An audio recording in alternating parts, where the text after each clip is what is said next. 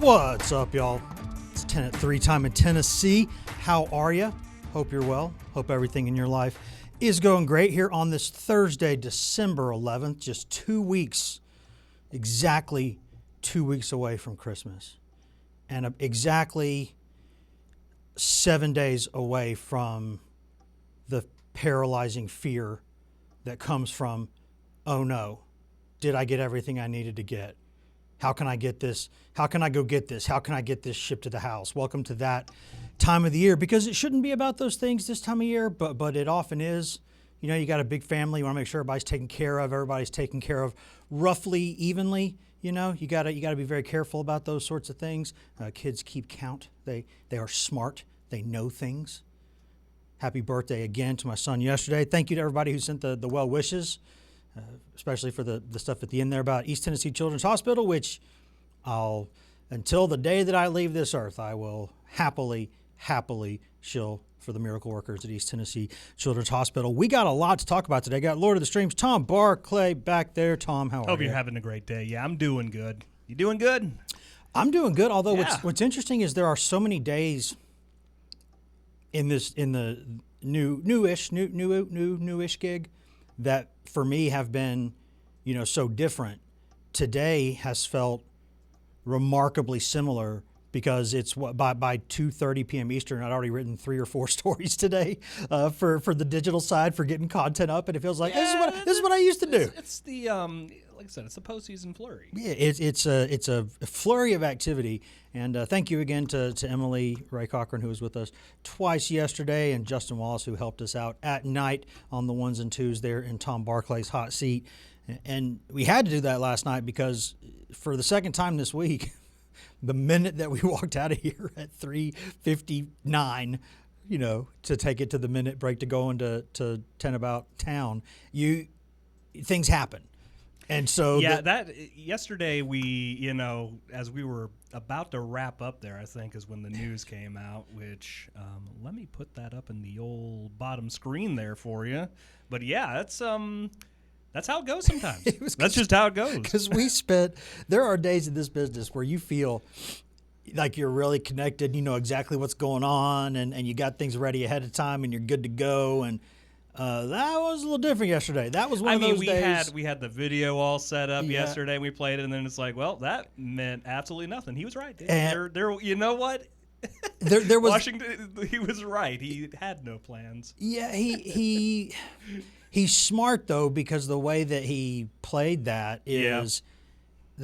You're sending a bat signal to the boosters at the University of Washington, and your boss is saying, "Pay me." So it's smart. Sometimes you want to keep it fun too. Yes. You want to put the air mystery out Connect there. the dots. Right. Hey, we're all this, and so we had all this stuff ready to go, and it's not that it's surprising in the sense that for all the words that I've written and said to be published and said over the years. There have been many, many times where either a story, and in some cases a full podcast, was ready ahead of time because we think this kid has told us he's going to commit to Tennessee. Sure. So we have a video set up, we have everything, we've recorded this podcast, and we just, hey, we're not going to spoil your moment, young fella. That's the one thing in news that we don't really do, and I'm okay with it, is letting a kid make his commitment, announce it himself, have his fun. They're high school kids. That's one of the very few times where I'm like, okay, I'm not going to fight you on scooping this, or you're young, have this yourself, and then we'll have everything ready to go afterward. And most of the time, what you've been told is true.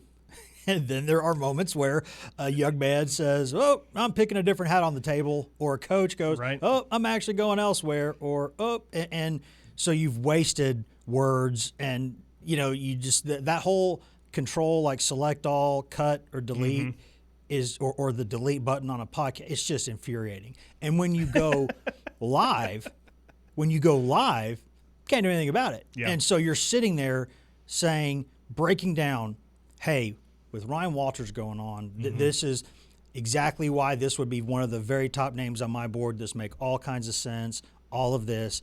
And then, like 5 minutes later, Tennessee's just like, you know what? Oh, Matt Zenitz and Pete Thamel throwing bombs from above, saying, hey, it's going to be Jim Knowles, who on Monday, I did mention his name. Yeah. The one thing I can say, Tom, in fairness, is that It was on Monday. If you go back and watch this, the very first name that I mentioned, Monday. Mm-hmm. Now, I said it with a caveat.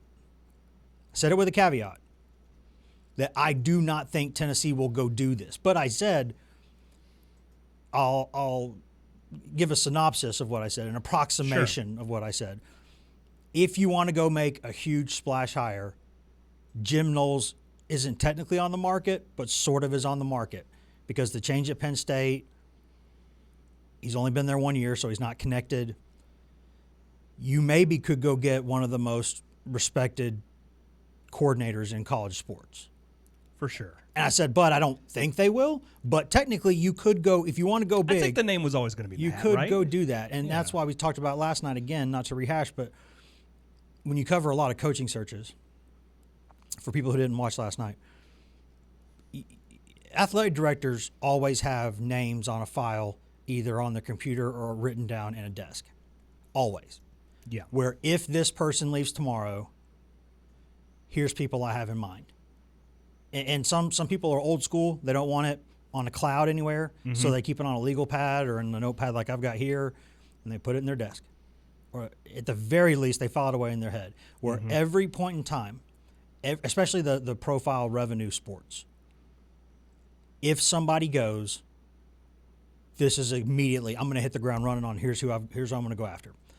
So once you cover enough of those over the course of a career, you start to understand the way they think, and that's why we're able to get pretty decent lists from the top, because all you do, it's simple. If you're at a place like Tennessee, you're covering a place like Tennessee, it's very simple.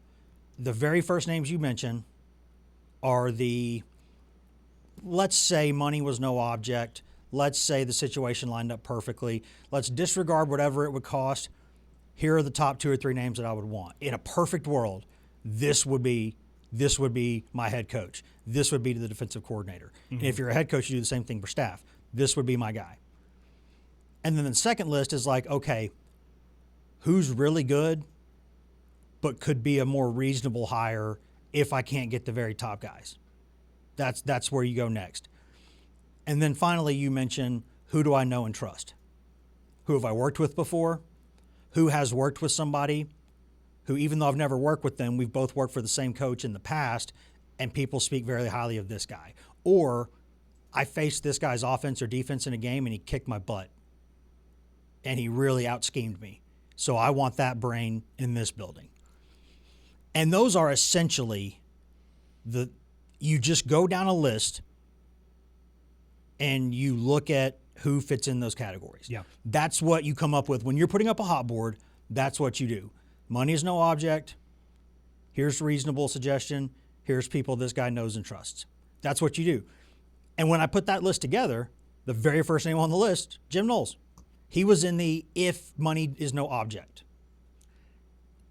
And it worked out. They're still working on the buyout details, is my understanding. Of course, knowing the week we've had, Tom, I mean, there'll be something, things seem to be happening between the hours of 3 and 4 quite a lot this week, and right at 3:55. I mean, that's the time. That's usually how it goes. We call that the afternoon news. It really is. Get this going for the 5 and 6 o'clock news. The big news sports drops sometime around 3 o'clock if it's like a press release type situation from a big name out there.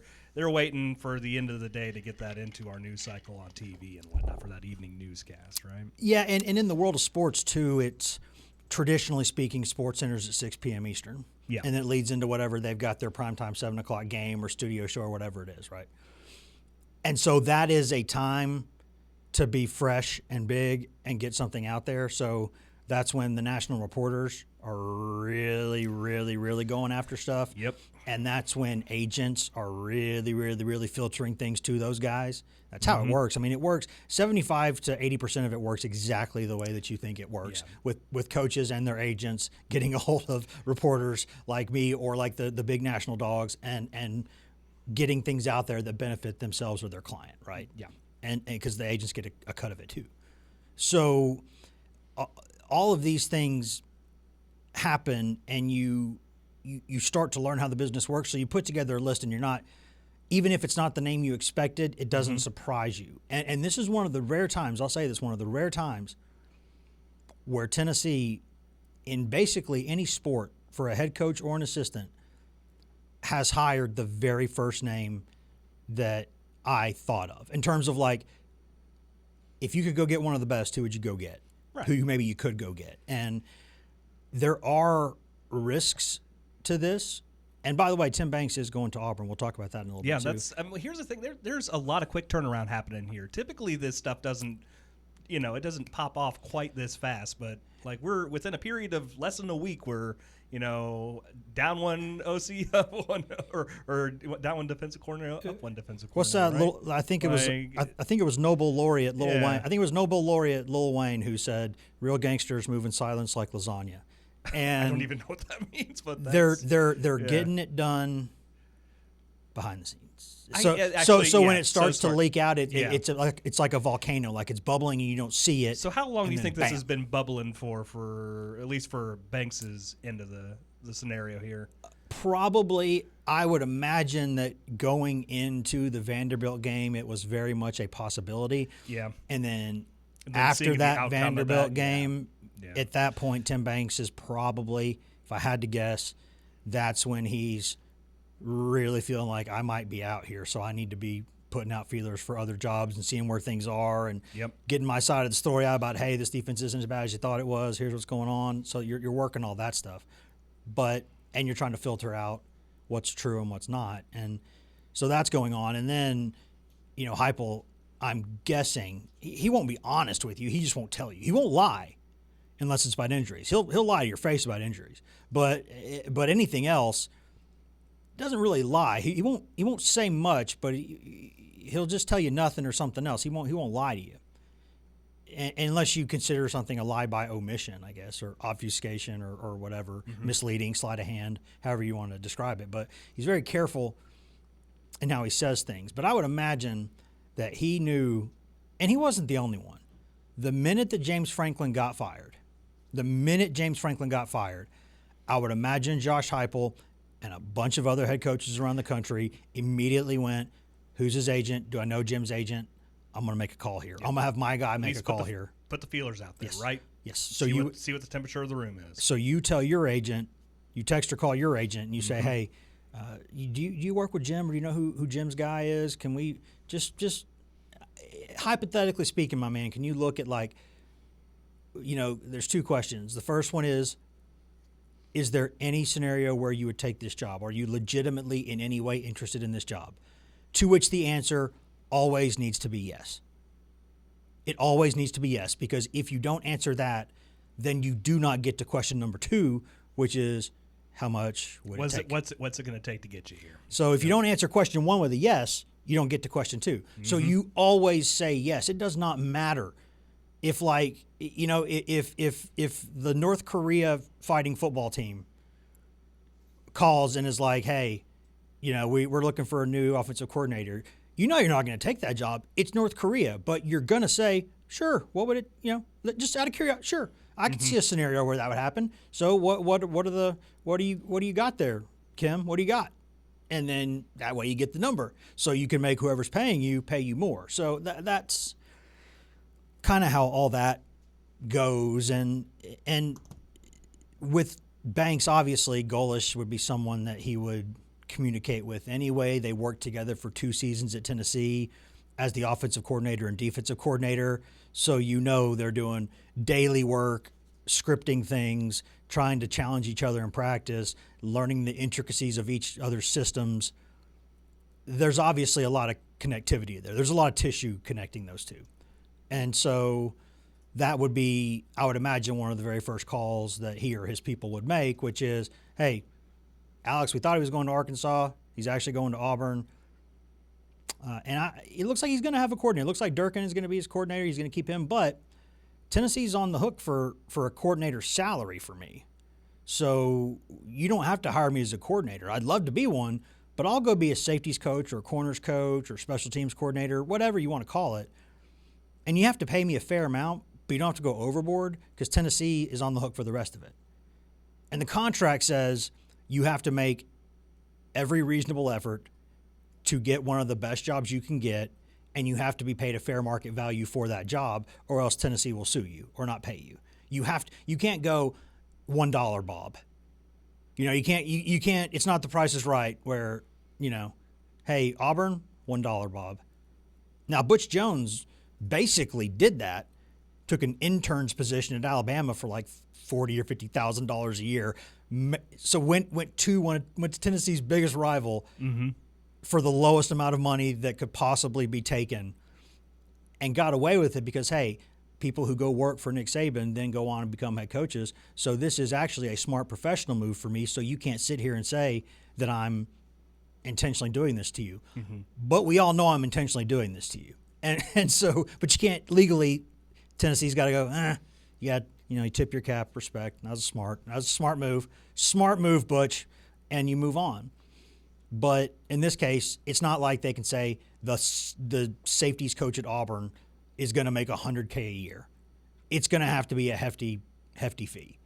And so Tennessee will end up still owing a lot of money to Tim Banks in the next couple of years, but a more reasonable amount than it was yesterday. So for sure, that's the good news for Tennessee. Now, in terms of, I imagine there's a possibility that this could break at any time what the details of the Penn State buyout are, because my understanding as of, let's see, 2:35 or so Eastern, 2:40 Eastern, was that they were still working on that, and that the memorandum still says, hey, you're working on this, so here's what Tennessee's paying you, which is $2 million this season, 2.2 the season after that, 2.4 the season after that. So it's a 3-year, $6.6 million deal. And then the buyout is one that you have to figure out with Penn State, and the lawyers will get together and the agents, and they'll come up with something reasonable there. So it shouldn't be outrageous. But if you're Penn State, you're probably fighting tooth and nail for every penny right now, because you're paying James Franklin quite a lot of money for him to be coaching at Virginia Tech. You're paying him a lot of money, some of it mitigated, some of it not, I think. And he's also taken like your entire recruiting class basically with him to Blacksburg. So you are having to, I guess the good news is a bunch of NIL money opened up, because a lot of those guys are Virginia Tech's problem now. That's Virginia Tech. There's old Andy McClung's in there, being like, hey, we're going to get those guys, and so that is what it is. So they're going to get that money back, but they're still paying James Franklin quite a lot of money to not coach there. And on top of that, they're paying Matt Campbell. Matt Campbell was not cheap to pry out of Iowa State. He just wasn't. And so now he wants his staff, and he's going to want his NIL stuff in place.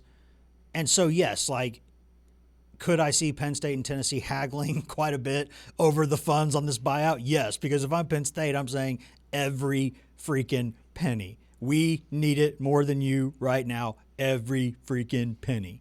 So we'll see how that goes. But I said last night, that there are so many more reasons, if you're Tennessee, to be excited about this than not be excited about it. But we would not be responsible journalists if we did not consider and discuss the flip side. He has been everywhere he's been. Penn State, he was only there 1 year, so you can't really judge a lot there.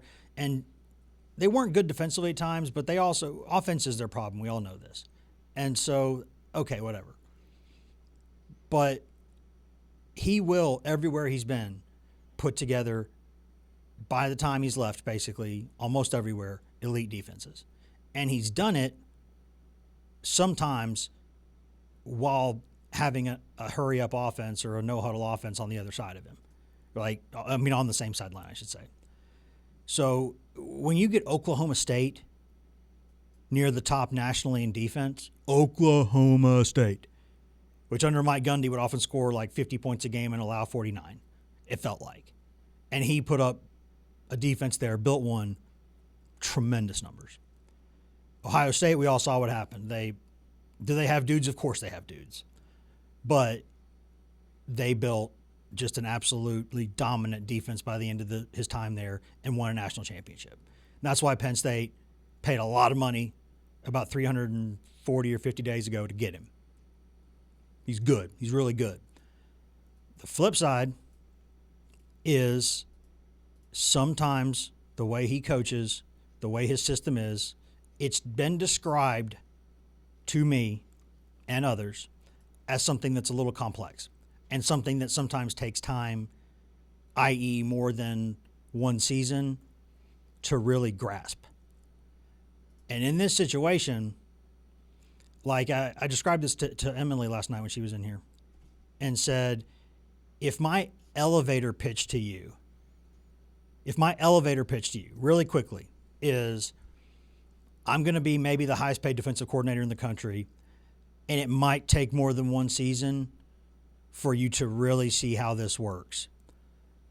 Not the best elevator pitch. If we're being honest, on The Bachelor, you're not getting to the next round with that elevator pitch. You're not.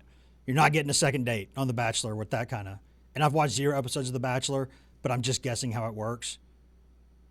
And I'm not trying to brag. I think I've seen every Project Runway episode ever because my wife, you pick battles in a relationship. And there's a lot of stuff I make her watch. She's watched more BBC documentaries on wars than any person ever should. So, in turn, when she says, Project Runway came out, we are binging this. Okay, sure, that's great. So I've seen so I'm not saying, oh, I'm a tough guy. I don't watch The Bachelor. I don't watch The Bachelor because my wife doesn't make me. She does sort of make me watch Project Runway, so that's what we do. I love her to death, so that's why we do this. And then sometimes I secretly get into it. I don't want to be. Every season's the same. You're just messing around on your phone, but secretly you're paying close. You're like hooked. You're paying close attention. I'm making derogatory remarks. What's this? Why are we doing this? And I'll be sitting there with Gus, the dog, being like, Gus, why are we watching this girly stuff? We don't want to watch this. We want to see things blow up. But then halfway into the first episode of every season, I'm like, okay, here's who I like and here's who I don't like. Okay. And here's who I want to advance and here's who I want to be eliminated. And I get into it. I don't know anything about fashion. You see, I wear the same palette pretty much all the time. But I'm a competitive guy, and I like having, this is my guy, this is my dog, and this is not my dog. I don't want this person to win. I want this person to win. Mm-hmm. But what I'm saying is the elevator pitch for Knowles can be not quite as great as it would be with a Walters, who went to Washington immediately, boom, done. They're so much better on defense that year. And maybe they're having to manage games more without Michael Penix at quarterback, so maybe they're just having different philosophies. That a lot of things could go into that. But that's the concern with Knowles. But I think what I'll say in fairness to that, I don't think Jim Knowles takes the job at Tennessee without some pretty good guarantees of this is the kind of player I'm going to be able to get here. Because I'm Jim Knowles, I can go basically anywhere, basically. So if I'm coming here to run your defense while you're playing this offense that's never on the field for more than half the game, ever, really, I'm going to need guys. I'm going to need a lot of them, and here's what it's going to cost to get them. I imagine those conversations have been held, or else Jim Knowles is not taking the job. Still, you can buy these guys, and for every situation like at Texas Tech, sometimes there's still times where you don't buy the right guys and it doesn't work. So, yeah, I mean, it's a risk, but anything you do is a risk. Josh Heupel keeps Tim Banks, risk. Gets rid of him, risk. Hire Ryan Walters, risk. Don't hire Ryan Walters, risk. Hire Jim Knowles, risk. Don't hire Jim Knowles, risk. There is risk associated in everything you do, unless you say, I'm going to hire Nick Saban. There you go. Or if you say, I'm going to go get Urban Meyer, and I'm going to win a lot, and then it's going to all end badly at the end when the dam bursts and all the bad stuff comes out, and it's a 30 for 30 waiting to happen. So that's the flip side there. But there are very few certainties. And is Jim Knowles a certainty? No. Is he a good bet? Yes. Look at the history. It does not matter that he's 60 years old. Rick Barnes is 142. He's doing just fine. I think he's 142. Might be 141. I might be exaggerating a little bit. That may be a little bit of an exaggeration. A little bit, but he's looking great for if he is 142. When I'm 50, I will look worse than he does at however old he is now in his 70s. There's no doubt. Most of us will. He's in great shape. He's a young at heart, always. Yeah. Keeps in shape, exercises, all these things. So, but I don't really care that Jim Knowles is 60. I don't care that he's not known as an elite recruiter. You hire somebody who's that prominent, you know what you're getting. You know what you're getting and what you're not getting. And he's not going somewhere without assurances. You're not hiring him without assurances on your end. And in this world of completely new rosters every season, you have to learn to adapt. And I don't think that it's just a guarantee that it will take time. Let's see who they go get. Let's see how the spring goes. Let's see what some of these guys do with their decisions. Let's see who comes from the portal. Let's see who they retain. Let's see how he builds some things up front. Let's see what they, do they fortify that secondary if they need to, if some of these guys are going to follow Jamal McCoy and go pro. Maybe. You got to go get some guys. But they also have Redmond. We'll see what Colton Hood wants to do. We'll see what Ricky Gibson III wants to do. Safety, I think it's pretty clear they got to get more athletic there. I do like Farouk, though. He's only a sophomore this season. I like him. I think he's going to be all right. Some of the film this season with him was rough, and some of it was really good. So he's young. But there are other positions, linebacker, they got to get more athletic. There's things they got to do. But I'm not convinced that this goes like the whole Fulmer-Dave Clawson thing did, where Dave Clawson comes in, tries to put in a complex offense. The guys don't understand it because you're at Tennessee, not in the Ivy League, being honest. They have a hard time picking up on some of it because you're flipping the line of scrimmage. Tackles are going left side, right side. There's complexities to it. And Philip Fulmer sees it and goes, these guys aren't getting this. You're going to have to marry what you do with I do. And then you're speaking gobbledygook that the players really don't understand. And they're like, wait, what are we doing now? And it's bad, and Philip Fulmer gets fired, and then Dave Clawson goes on and becomes a good, solid head coach and does some good things at a program where he gets smart guys, really smart guys, and they can do what he wants them to do at Wake Forest, builds a team. So, and this is also a smart guy. I mean, Jim Knowles, he played at Cornell, coached at Cornell as the head coach for years, worked for David Cutcliffe at 2 stops. David Cutcliffe's one of the best offensive minds I've ever been around. And he went against him every day in practice at 2 stops. So I'm not convinced that this is a guy who does not understand. I have to put something in that these guys in their first year can do. And I'd rather do, and this should be everybody's point of view, I think. There's very few things where I say, hey, it's binary here. There's very few times in life where I say it's black or white, binary, whatever you want to call it. I would rather, and I think everyone would be better off doing 10 things at 100 miles an hour than 100 things at 10 miles an hour. For a long, long time, everybody knew what Nebraska football was going to do. Nobody stopped it. When Tim Tebow was playing quarterback for Florida, wasn't the most complex thing ever. At the end of the day, they're spreading the field, and they've got a tight end at quarterback who can run over you.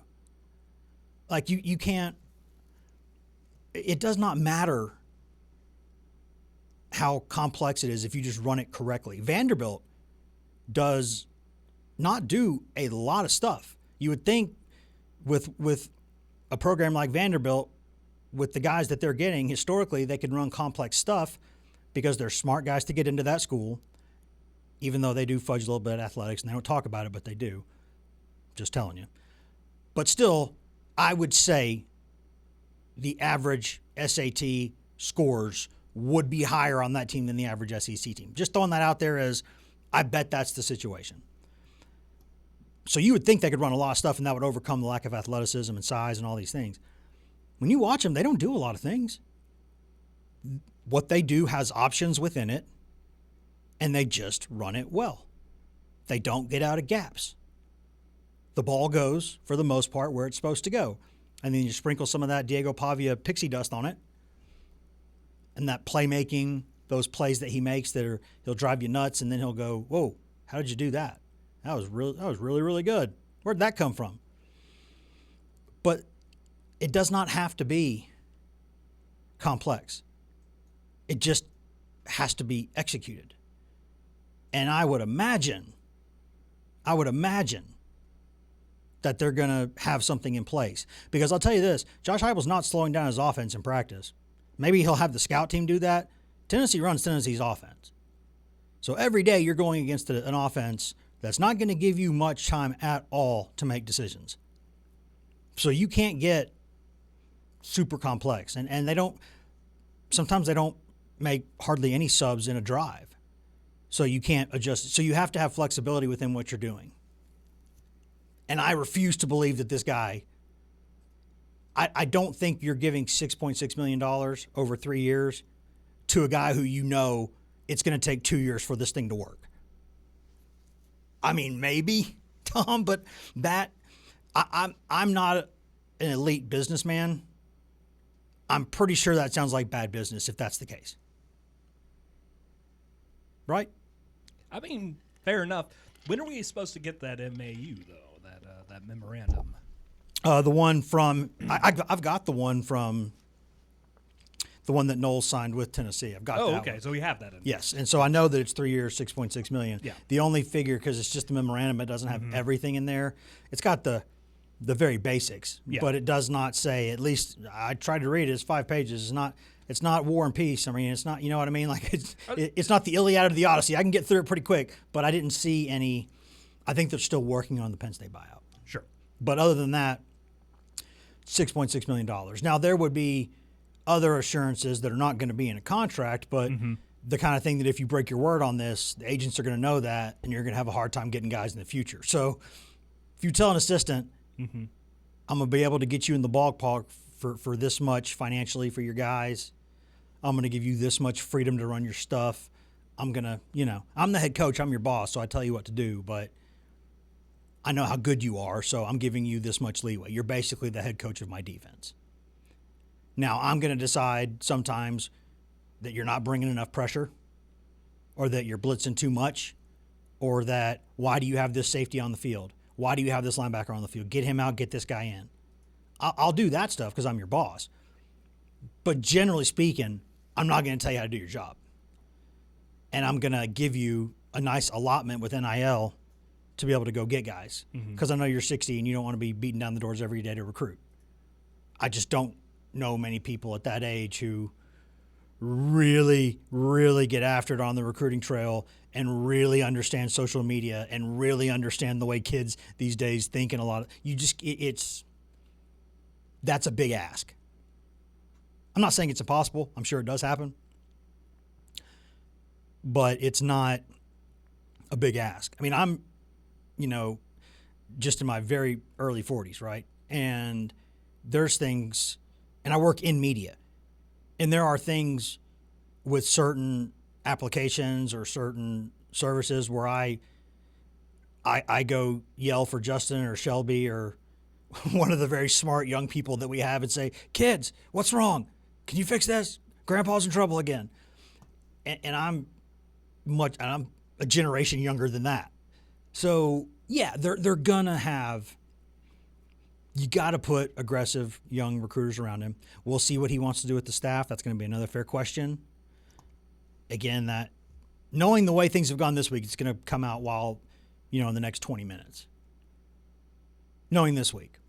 But probably should check on that, actually. That's a good idea. Given the track record of how this week has been hit that old refresh button. Maybe I just need to, check the old social media. Yeah, because I'm not seeing any large text messages or anything yet. They're like, hey, this is happening. So yeah, there is much more reason to feel good than bad about this. I mean, we're talking about what, 320 or 30 days ago, this guy is wearing a T-shirt that says National Champions because he built a defense that went out and won a national championship. So I'm not going to – I mean, you can play devil's advocate and it's fair. You can say this could go wrong and it's fair. But then you look at the resume and go, okay, you're just trolling me a little. Yes, it did not work great at Penn State, and there could have been many reasons for that. Yes, they got absolutely destroyed by a bad UCLA offense. They did.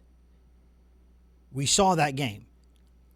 Now, there's factors that go into these things, like the expectations placed on Penn State and all the pressure going into the season. Then you start to slide a little bit, then things fall off the rails. And that is, you don't get mulligans. Obviously, Franklin didn't. He got fired. But a lot of things can go into that. We don't know, for instance, was Franklin meddling in things or making him do things differently, right? What was going on physically, mentally with some of the guys he inherited or guys they brought in? Did the pressure of the situation in a big year just go the wrong way? And you could say there's some similarities to that and Heupel going into this season, but it's, if we're being honest, it's not even the same stratosphere because Franklin had been at Penn State for a long time. That's a very unique situation. He'd been there for a long time. They'd consistently been the bridesmaid. They consistently came up close, sometimes very close, painfully close in championship-style games. And the fact was there were financial difficulties or challenges for them. I mean, smaller colleges would laugh at this. But compared to Ohio State and Michigan and Oregon, you had issues in terms of getting the funds you needed to get this guy or that guy.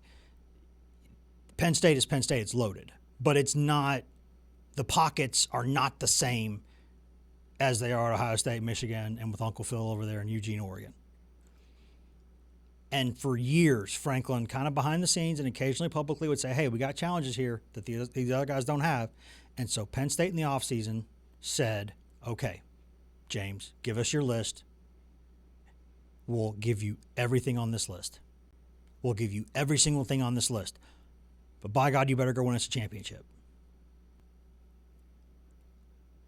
And they didn't perform. And everything went sideways. And so for me to sit here and say, well, obviously Jim Knowles was the reason all that happened, that's preposterous. That would not stand. Any lawyer could tear that apart on the stand in a minute. In a minute. There were factors there that make the little bit of, not little bit, the moderate amount of pressure on Heupel going into this season, that will feel like nothing compared to that exact situation he left in College Station. It's not College Station. I'm an idiot. State College. Dumb alert. But also, I'm getting my really small college towns confused. Old man. But they're not the same level of pressure. What happened at Penn State was a very specific situation that just did not go well for anyone. And they said, James Franklin, stop talking about us. We'll give you everything you want, and now you got to go win it all. We'll give you this quarterback back for a lot of money. We'll even give him some national television commercials. He'll be the Dodge Ram guy. I'm Drew Eller, and I got a big old Dodge Ram. That's not how he talks, but he's not Ed Orgeron. But that's, there you go. They give him, you want to keep this guy from going to the draft? Okay, here's what it costs. You want to pick this guy out of the portal? Here's what it costs. Here's all of it. Here's the check. In fact, here is the check is as empty as this page here that for my notes for today, because I had to write a bunch of stories and didn't have time to put anything down here. You just sign here. It has our signature on it. Everything else you go handle. Now go win, because we're taking away every excuse. Go win us the big game. Get us to the next level. He didn't do it.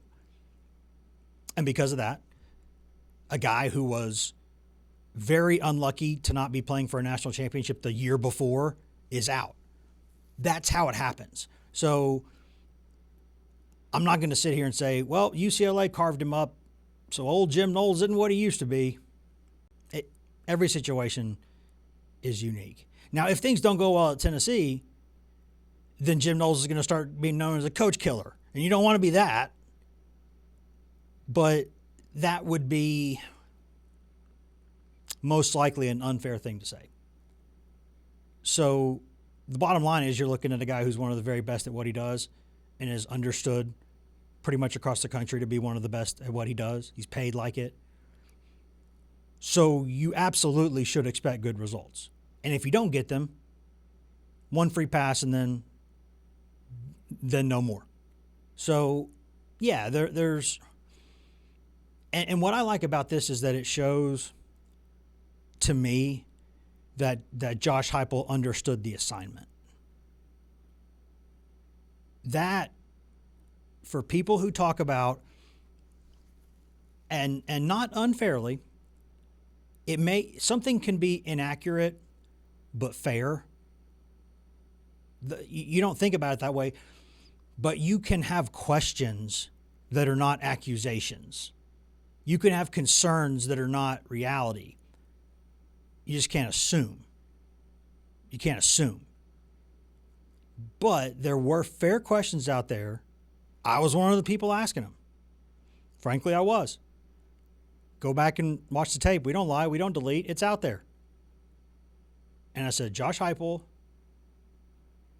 are you ruthless enough to fire somebody who might be good but not the best, pay whatever it takes to go get the best, even if you don't really know the guy, let him do his job and get you to the next level? Because that's what Nick Saban would do. That's what Urban Meyer would do. That's what Kirby Smart would do. One of the few really great coaches who wouldn't do it is Dabo, and look where they are now. Because he tried to keep it in the family as much as he could, and Fulmer the same way, tried as much as he could, and then, just didn't. You have to be, the script is there. If you want to be consistently great, because you can cycle up, get the right team in the right year, the right breaks go your way, and you win the whole thing. And then the next year, it just is not the same. Look at Auburn's history, basically. You can cycle up, get it right, and then get it very wrong. But to stay consistently at or near the top, you have to be ruthless. You got to be decisive.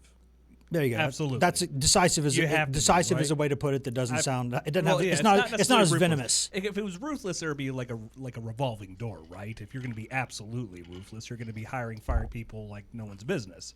Correct. That's really not the case with Tennessee here. They're just decisive about where they need to make those changes. Yes, and the question is, that's a good way to put it.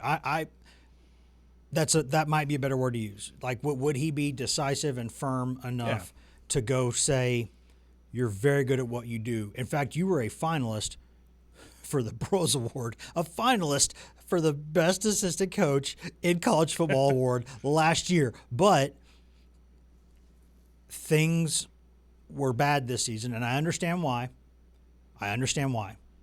But there were too many plays where it's like, why are you still missing that tackle? Why are you consistently in the wrong gap? Why do you not understand how to calibrate your speed on an angle to keep a 30-yard play from being a 70-yard touchdown? How are you doing this? Why, if you're not the best athlete on the field, why are you not always in the right place? That's where you go, okay, you're a very good coach, but we got to make a change to get to the next level. Mm-hmm. We have to try something different. So here's your really nice buyout money, and I'm gonna go call it a mercenary if you want. I'm gonna go get one of the best, whatever it takes.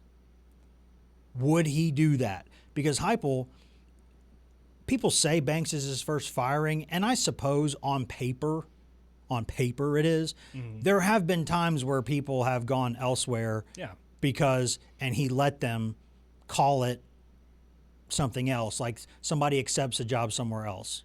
So we're not we're not firing you. We're letting you walk going away. our different ways. Yes, one of those kind of situations. We're separating right? it, and we're not going to announce that you're Yeah. gone until whoever's hiring you announces Yeah. that they've added you, Yeah. which is a professionally admirable thing to do, because it's sometimes it makes you look better if you call it what it is publicly. Hey, this person's not good enough. We're going a different way here, Yeah. right? And so my guess would be that Banks sort of knew what was coming, and Knowles in Tennessee, or his representatives, have been talking to Tennessee's people. What did Biggie say? Get your people with my people, and get my friends, your friends, we'll be friends. And they had this lined up, ready to roll, more or less, and they just were like, "Now we'll just put a pen on paper, Yeah. or e-sign, or whatever you're doing these days." And I looked at Jim Knowles' signature, by the way, and that there's no way that's an e-signature, because it is so comically. It is. We were talking about handwriting yesterday. It's were we not? it is what you could politely call haphazard. You could call it low energy signaturing. I mean, it's just like whatever. If you have to sign your name a million times, it's going to turn into like 3 lines. There you go. Right? And so and so of curves here not and everybody there. has like Dale Earnhardt's iconic signature that was just fantastic.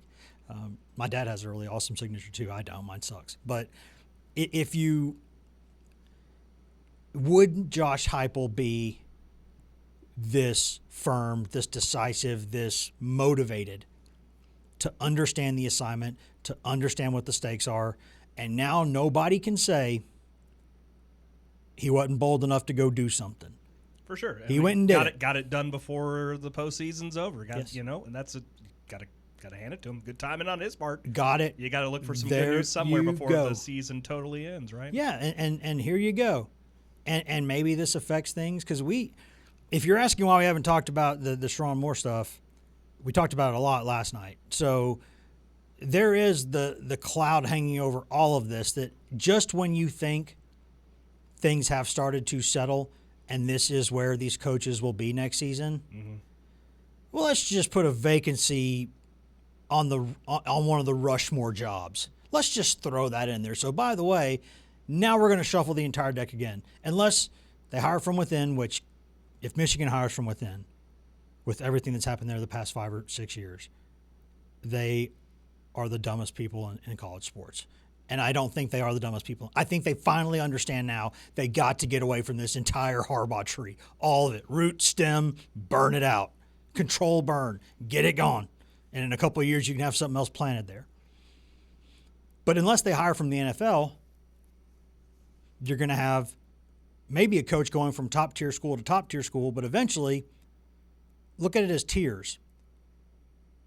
And if Michigan hires from within the college world, there's no way that a vacancy doesn't end, that there's not a vacancy at a top-tier job, where then you start to move the deck up. No matter what happens, at some point, whether it's Michigan hiring from another top tier, or there's going to be another prominent vacancy because of what's going on in Michigan. And so you're going to have to shuffle the entire deck again. That's where you start the chaos. And do I have any idea where that's going to end? No, I don't. Because, I mean, you're talking about, like, does Kalen DeBoer consider it? Maybe. At least last night he was the betting favorite. It's not been on my list of things to look at today, so it could have changed. But, I mean, I'm not saying it would happen, but if it did, then Bama's got an opening. And the only person I could think of who would do this, Lane Kiffin, would he go, oh, I'm going to go to Bama. You know what I mean? Like, and you talk, because only one person would do that. It's Lane. Pulling the lane train. That would be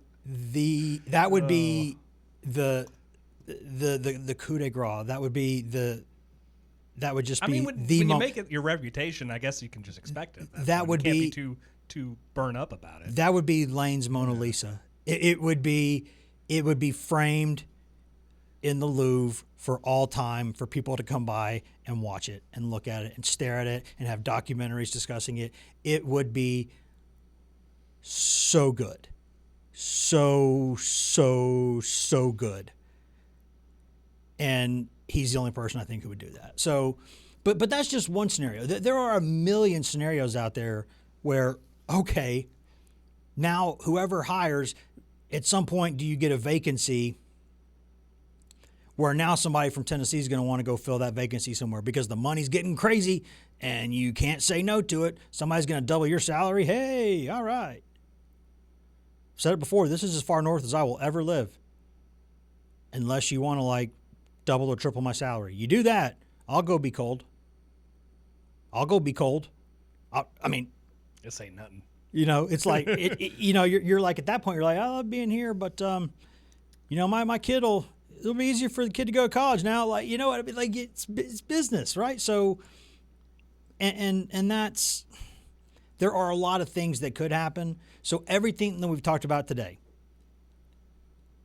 if Michigan goes in a certain direction, it could upend all of it.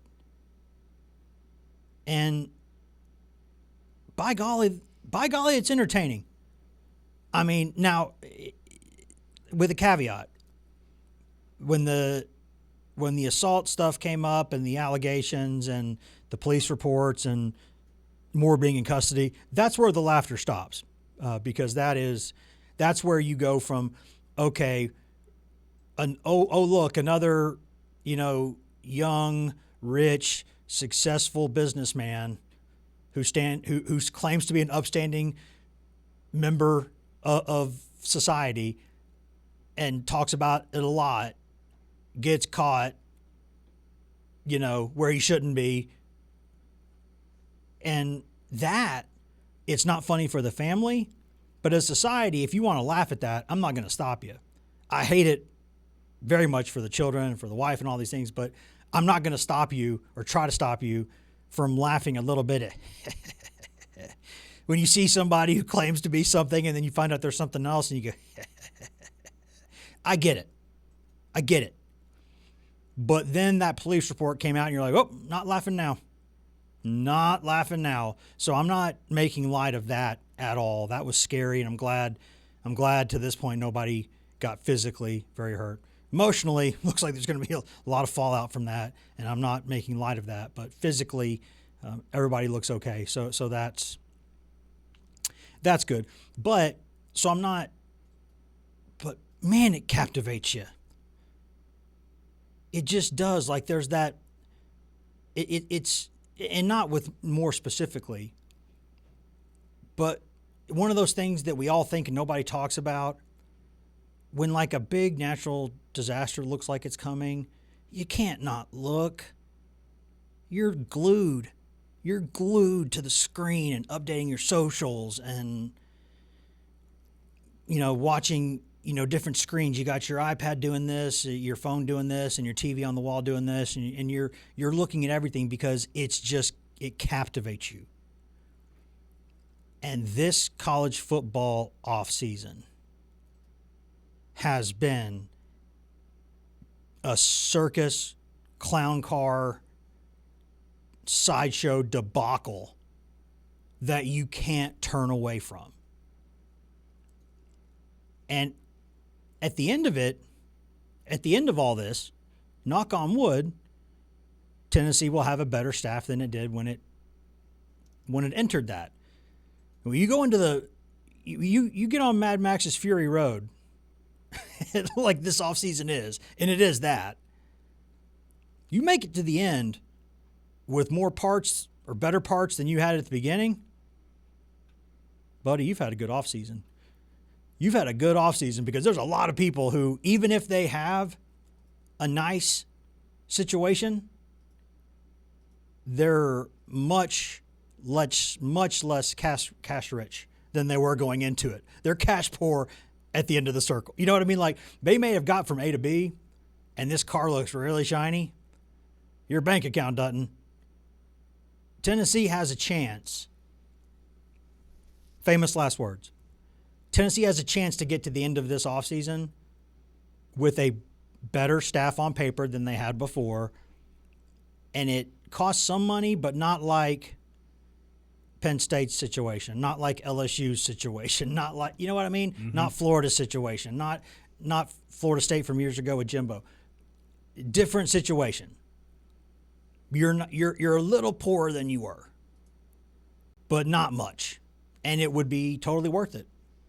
If you get to the end of this, Knowles is your coordinator with staffers that he wants, and it didn't cost you so much that NIL funds are imperiled, or that's good.